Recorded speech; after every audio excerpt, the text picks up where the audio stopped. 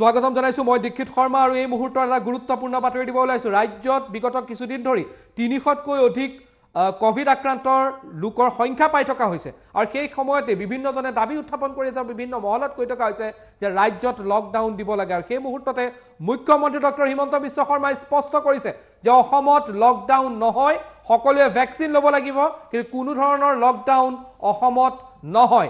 এই মুহূৰ্তৰ big breaking news আমি আপোনালোকক জনাই আছো। অসমত নহয় লকডাউন, মুখ্যমন্ত্ৰীৰ স্পষ্ট ঘোষণা।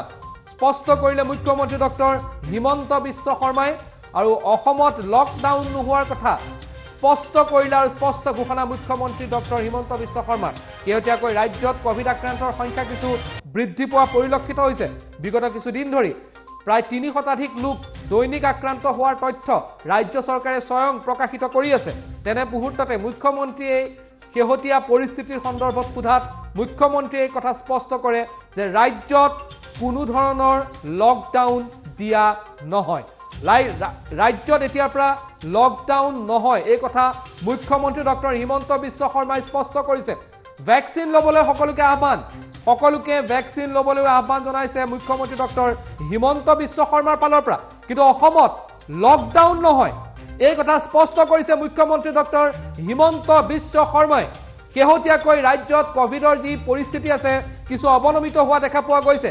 বিগত কিছুদিন ধৰি দৈনিক ৩০০ লোক আক্ৰান্ত হোৱাৰ তথ্য স্বয়ং ৰাজ্য চৰকাৰে সদৰি কৰি আছে। আৰু তেনে মুহূৰ্তত এই সন্দৰ্ভত প্ৰশ্ন সোধা হৈছিল মুখ্যমন্ত্ৰী ডক্টৰ হিমন্ত বিশ্ব শৰ্মাক আৰু ডক্টৰ হিমন্ত বিশ্ব শৰ্মাই স্পষ্ট কৰিছে ৰাজ্যত লকডাউন দিয়া নহয়, কোনো ধৰণৰ লকডাউন নহয়। ৰাজ্যত বিভিন্ন মহলৰ ফালৰ পৰা বা বিভিন্নজনে লকডাউনৰ পোষকতা কৰি বিভিন্ন সময়ত ছ'চিয়েল মিডিয়াৰ পৰা আৰম্ভ কৰি বিভিন্ন স্থানত মন্তব্য কৰি থকা দেখা পোৱা গৈছিল, বিভিন্নজনে দাবী কৰি থকা দেখা পোৱা গৈছিল। তাৰ পৰিপ্ৰেক্ষিততে মুখ্যমন্ত্ৰীয়ে এইটো কথা স্পষ্ট কৰিলে যে ৰাজ্যত লকডাউন দিয়া নহয়। অৱশ্যে ভেকচিন ল'বলৈও সকলোকে আহ্বান জনোৱা হ'ল মুখ্যমন্ত্ৰীৰ ফালৰ পৰা। কি মন্তব্য কৰিলে মুখ্যমন্ত্ৰীয়ে, প্ৰথমে মন্তব্য শুনক। এতিয়াতো লকডাউন নহয়, চবেই ভেকচিন ল'ব লাগে। এতিয়াতো লকডাউন নহয়, চবেই ভেকচিন ল'ব লাগে। এতিয়াতো লকডাউন নহয়, চবেই ভেকচিন ল'ব লাগে। এতিয়াতো লকডাউন নহয়, চবেই ভেকচিন ল'ব লাগে।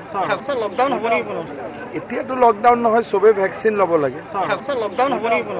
এতিয়াতো লকডাউন নহয়, চবেই ভেকচিন ল'ব লাগে। এতিয়াতো লকডাউন নহয়, চবেই ভেকচিন ল'ব লাগে। এতিয়াতো লকডাউন নহয়, চবেই ভেকচিন ল'ব লাগে। মুখ্যমন্ত্ৰী ডক্টৰ হিমন্ত বিশ্ব শৰ্মাৰ মন্তব্য। সাংবাদিকে নিৰ্বাচনী প্ৰচাৰ অভিযানৰ মাজতে মুখ্যমন্ত্ৰীক এই কথা সুধিলে যে লকডাউন হ'ব নেকি।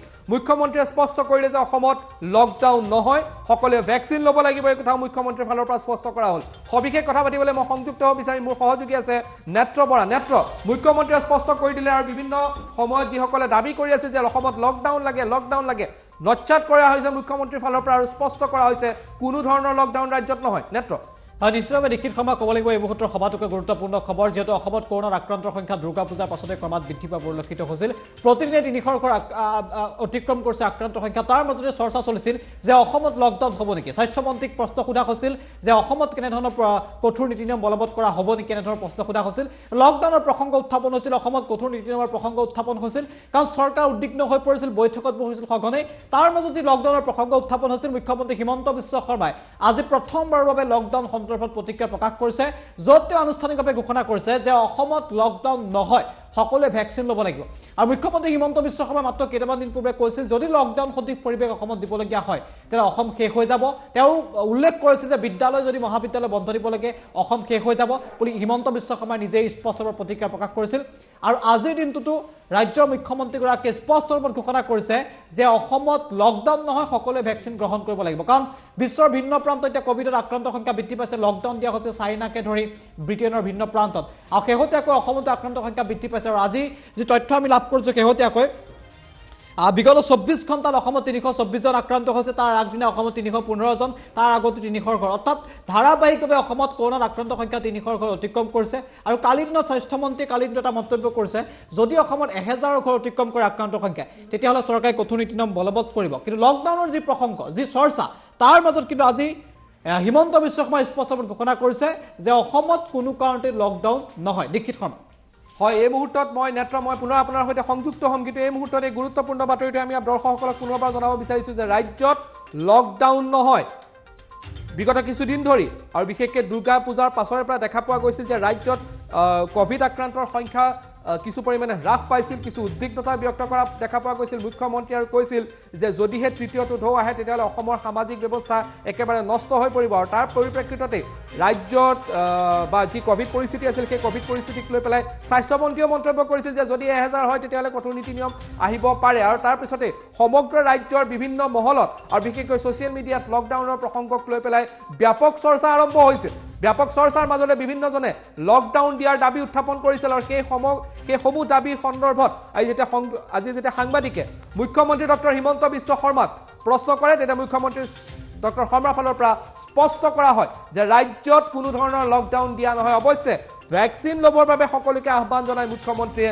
লকডাউনৰ প্ৰসংগক সম্পূৰ্ণৰূপে নচ্ছাত কৰিছে মুখ্যমন্ত্ৰীৰ ফালৰ পৰা মুখ্যমন্ত্ৰীয়ে এই কথা স্পষ্ট কৰিছে যে ৰাজ্যত লকডাউন আৰু দিয়া নহয় কিন্তু ভ্যাকচিনেশ্যনৰ যি প্ৰগ্ৰাম আছে সেই ভ্যাকচিনেশ্যনৰ প্ৰগ্ৰাম চলি থাকিব আৰু সকলোকে ভ্যাকচিন দিয়াৰ পোষকতা আৰু ল'বলৈও আহ্বান মুখ্যমন্ত্ৰী ডক্টৰ হিমন্ত বিশ্ব শৰ্মাৰ ফালৰ পৰা কৰি থকা হৈছে কিন্তু নেত্ৰ মই আৰু এটা বিষয় আপোনাৰ ওচৰলৈ আহিছোঁ যদিও ৰাজ্যত লকডাউন নহয় শিথিলতা পূৰ্বতকৈ বহু পৰিমাণে বেছি দিয়া হৈছে ৰাইজৰ মাজত যদি সজাগতা নাথাকে তেতিয়াহ'লে কিন্তু পৰিৱেশ পৰিস্থিতি ইয়াতকৈ ব্যাপক অৱনতি হ'ব পাৰে আৰু তেতিয়া কিন্তু লকডাউন দিয়কেই বা নিদিয়ক যদি পৰিস্থিতি বেয়া হৈ যায় তেতিয়াহ'লে কিন্তু সমাজৰ প্ৰত্যেকটো শ্ৰেণীৰ লোক প্ৰতিটো শ্ৰেণীৰ লোকে বেয়াকৈ ইয়াৰ ফলত ক্ষতিগ্ৰস্ত হ'ব সেই গতিকে সজাগতাৰ প্ৰতিজন লোকৰ মাজতে সজাগতা অত্যন্ত প্ৰয়োজন আছে সেই গতিকে যিখিনি নীতি নিৰ্দেশনা আছে সেই নীতি নিৰ্দেশনাখিনি মানি চলিব লাগে আৰু বিশেষকৈ কামৰূপ মেট্ৰ' যদি আপুনি চায় বজাৰ সমাৰত যোৱাৰ সময়ত কিন্তু সেই সজাগতা আপুনি গুৱাহাটী মহানগৰীত খুব কম দেখা পোৱা গৈছে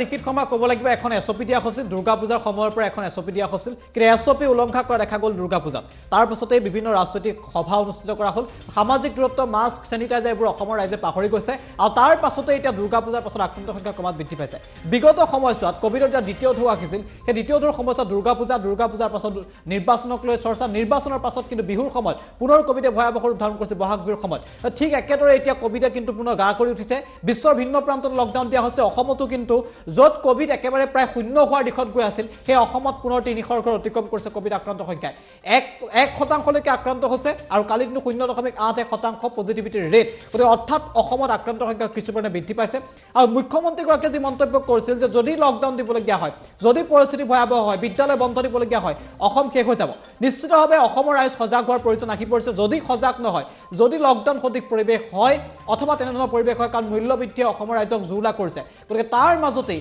এনেধৰণৰ যদি পৰিৱেশ পুনৰ অসমত দিবলগীয়া হয় বা পুনৰ পৰিৱেশ তেনেধৰণৰ ঘূৰি আহে তেতিয়া নিশ্চিতভাৱে অসমৰ আৰ্থ সামাজিক অৱস্থা সেইটো যে আৰ্থ সামাজিক অৱস্থাটোৰ ওপৰত যে প্ৰভাৱ পৰিব সেয়া নিশ্চিত কাৰণ মুখ্যমন্ত্ৰীয়ে এই মন্তব্য স্পষ্ট ৰূপত কৰিছে গতিকে অসমৰ প্ৰতিটো স্তৰৰ ব্যক্তি সজাগ হোৱাৰ প্ৰয়োজন আহি পৰিছে কাৰণ বিশেষজ্ঞৰ ফালৰ পৰা বাৰম্বাৰ জনোৱা হৈছে যে কোভিডৰ তৃতীয় ঢৌ অহাৰ সম্ভাৱনা আছে তাৰ বাবে সামাজিক দূৰত্ব মাস্ক চেনিটাইজাৰ ব্যৱস্থা কৰিবলৈ সকলোকে নিৰ্দেশ দিয়া হৈছে আহ্বান জনোৱা হৈছে গতিকে প্ৰতিগৰাকী মানুহ কিন্তু এতিয়াও সজাগ সচেতন হোৱাৰ প্ৰয়োজন আহি পৰিছে কাৰণ কোভিড পুনৰ গা কৰি উঠা পৰিলক্ষিত হৈছে GMCHৰ অধীক্ষকৰ ফালৰ পৰা মন্তব্য কৰা হৈছিল স্বাস্থ্যমন্ত্ৰী মুখ্যমন্ত্ৰীও সজাগ হ'বলৈ আহ্বান জনাইছে গতিকে নিশ্চিতভাৱে ৰাইজ সজাগ হোৱাৰ কিন্তু প্ৰয়োজন আছে লিখিত সভা হয় ধন্যবাদ জনাইছোঁ নেত্ৰ আৰু এই মুহূৰ্তৰ এই গুৰুত্বপূৰ্ণ বাতৰিটো টাইম এইটৰ দৰ্শকসকলক পুনৰবাৰ জনাইছোঁ যে ৰাজ্যত লকডাউন নহয় মুখ্যমন্ত্ৰীয়ে কথা স্পষ্ট কৰিলে কিন্তু যদিও লকডাউন নহয় তেতিয়াহ'লে তাৰ মাজতো লকডাউন যদিও নিদিয়ে কোভিড পৰিস্থিতি যিহেতু অৱনমিত হৈছে সেইবাবে সতৰ্কতা আৰু সজাগতাৰ অত্যন্ত প্ৰয়োজন আছে আৰু মুখ্যমন্ত্ৰী ডক্টৰ হিমন্ত বিশ্ব শৰ্মাই স্পষ্ট কৰিছে লকডাউন নহয়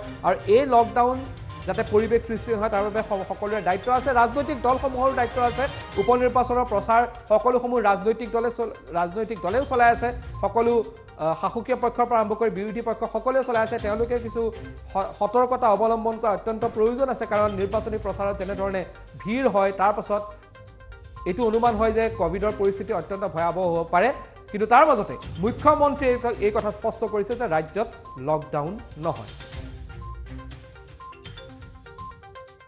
মুখ্যমন্ত্ৰীয়ে কি ক'লে